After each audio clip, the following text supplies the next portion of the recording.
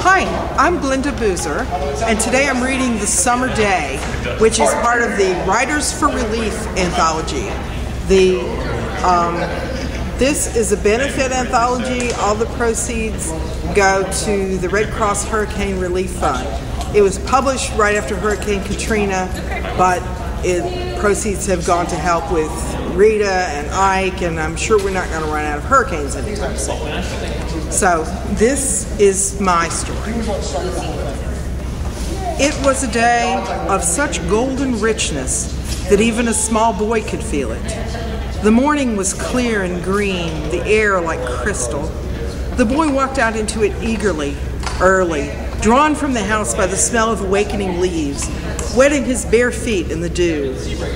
As the day ripened, it grew more golden, the sunlight pouring down like honey.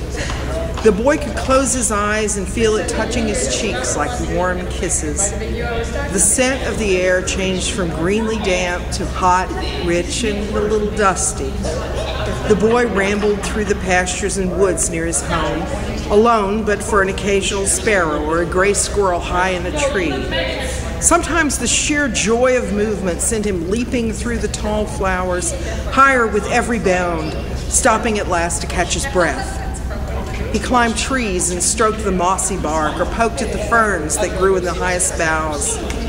Presently, he was hungry. He had bread and cheese and water with him. As he opened his knapsack, he heard a scuffling at the root of his tree and looked down to see an old man climbing up beside him. Am I intruding on a treetop feast? Is there bread and cheese and water for one here? The old man seated himself carefully on a nearby branch and winked at the boy. It tastes better when it's shared, declared the boy, though he felt hungry enough to eat it all and more. The man looked pleasant. The boy felt kindly toward him. They shared, and it seemed that the chewy bread and all but melted cheese did taste better. The water was hot. It smelled like the air in the sun, but it was part of a hot summer day, and it too was good. Then the old man slipped down from the tree, and the boy followed. Look, said the man, summer also shares with us. And he led the boy to a patch of blackberries. The ones in the sun were warm and ripe. The ones in the shade were cool and juicy.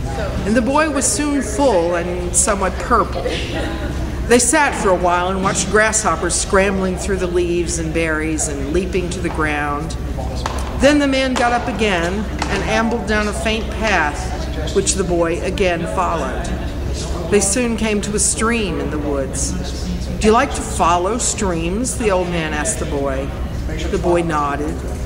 The stream bank was high, but it sloped gently.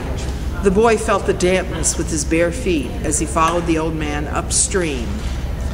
The banks were covered with bright green moss and white violets with purple throats. It looked like another world, as if the sun and dust and black-eyed Susans had been a dream, or as if the boy were dreaming now. The source was not far. There was a shallow well, ringed with mossy stones and violets, with a tin cup hanging on a tree limb just above it. Another gift of this day, said the old man, and he dipped up the water and gave it to the boy first. This water was cool, and somehow it seemed wetter than the other. The boy filled his flask as the man drank, then sat beside him on a rotten log at the top of the bank. They talked of walking and being alone, and summer, and birds, and plants, and trees. After a while, the light got greener, and the air got cooler, and the man said that it was going home time. The boy looked wistful and said, "This is the best day that there ever was. I wish that every day could be like this." "That's a big wish, but not altogether a bad one," said the old man. "It reminds me of a wish I had once. But let me give you something to remember this day with. Put it under your pillow and see what happens." He gave the boy an old brass coin, so worn that he could not tell what kind it was. "It's a good luck piece, but I'm all done with it now. Take it." He insisted, and the boy put it in his pocket and trudged home to supper. When he was undressing for bed, he found it again and tucked it under his pillow for the fun of it. He slept a dreamless sleep, a happy boy's sleep. It was a day of such golden richness that even a small boy could feel it. This small boy wanted to look under his pillow for the coin, but he didn't.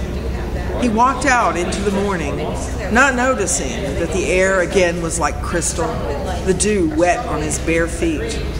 As the day grew golden, he realized that he was walking in the same direction as yesterday, that he couldn't do anything else.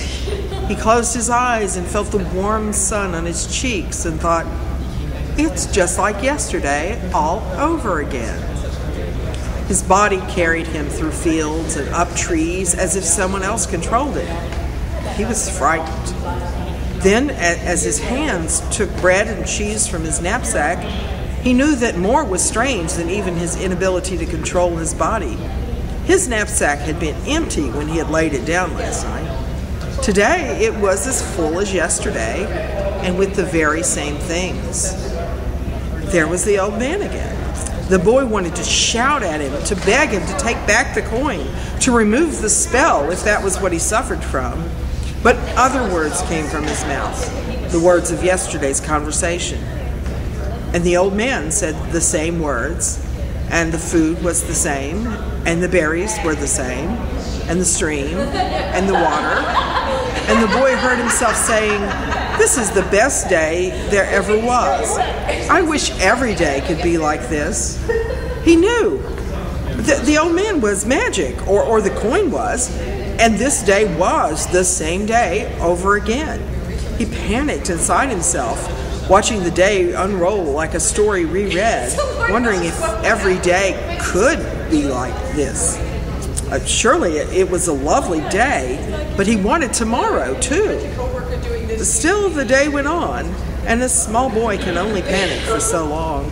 He rode along and watched everything while his feet and his hands and his eyes and his mouth took care of themselves, and then the time passed more swiftly, and soon he was putting the coin under his pillow again, and when his body slept, he slept. The next morning, he jumped up and threw his pillow across the room. The coin was there. It was tomorrow. The day was not repeated. He jumped for joy, then took the coin and put it in a drawer, for if the magic was gone, it was still a curious keepsake indeed.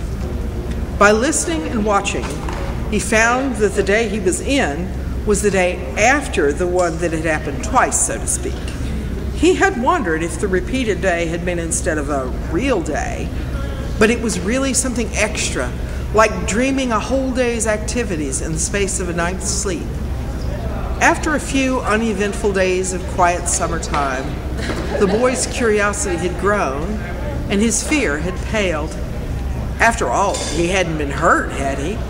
Anyway, it was only a dream, and so it wouldn't matter if he tried it again, especially since it had only worked once and most likely would never again. It hadn't really been the cause of the dream. It couldn't have been.